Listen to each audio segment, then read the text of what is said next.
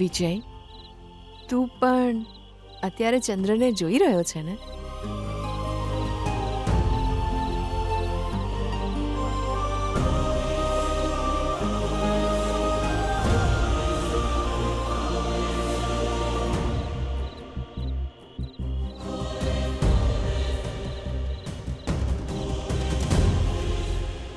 વિજય, આજે ચંદ્ર કેટલો સુંદર લાગે છે ને? હા, બહુ જ સુંદર લાગે છે.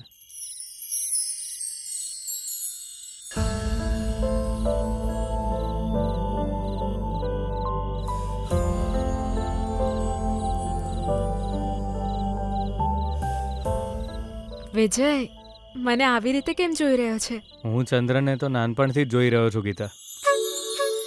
એ રોજ ઉગે છે, રોજ આત્મે છે.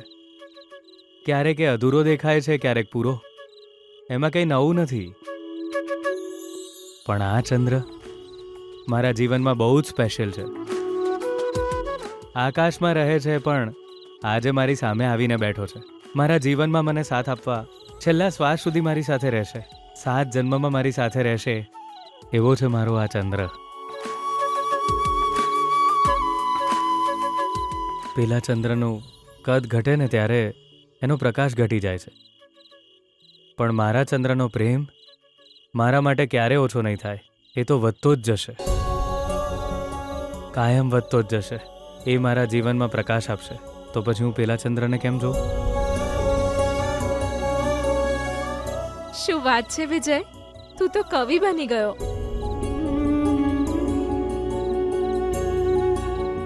હું કોઈ કવિ નથી, પણ હકીકત એ છે કે આ દુનિયામાં ચંદ્ર તો બધા માટે એક જ હોય છે.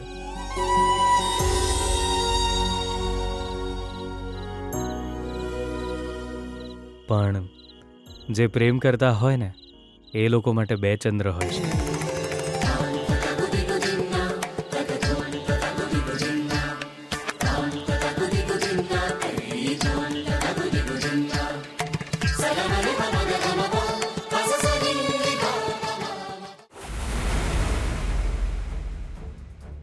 અરે સૂર્યા, અહીં જો, આ છે સૂર્યા, તારી વહુ.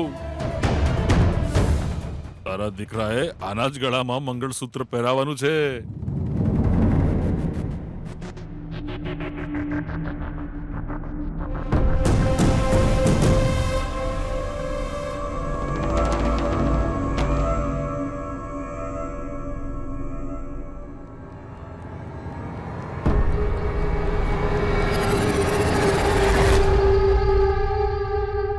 શું થયું?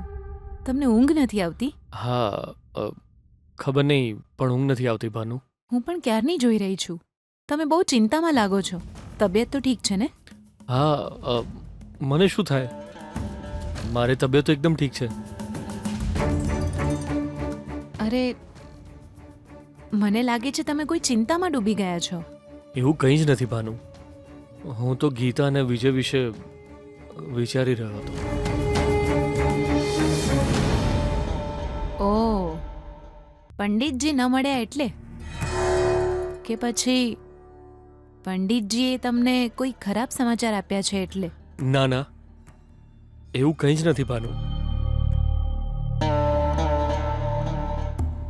તો પછી આખરે વાત શું છે? મને કંઈ જ નથી થયું, કહ્યું ને ભાનુ. ના હો, ખબર નહીં, તમે ઘરે આવ્યા છો ત્યારથી ચૂપ છો. તમને શું થયું છે, બોલો. અરે ભાનુ, એવું કંઈ જ નથી થયું. પાર્ટી ઓફિસમાં થોડી પ્રોબ્લેમ છે, એ વિશે હું વિચારી રહ્યો હતો. બસ તું આરામથી સૂઈ જા.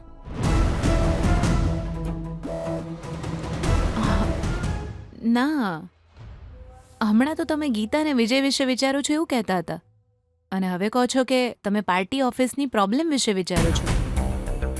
અને આમ પણ ગીતા અને વિજય તો આપણા ઘરે જ છે ને, તો પછી એમના વિશે ચિંતા કરવાની શું જરૂર છે, બોલો તો? ઇનફેક્ટ મેં તો તમને ઓફિસની પ્રોબ્લેમ્સ માટે પણ ક્યારેય આટલા ટેન્શનમાં જોયા જ નથી. ખબર નહીં કેમ પણ એવું લાગે છે કે તમે મારાથી કંઈ છુપાવી રહ્યા છો. જે પણ હોય એ સાચું કહી દો પ્લીઝ.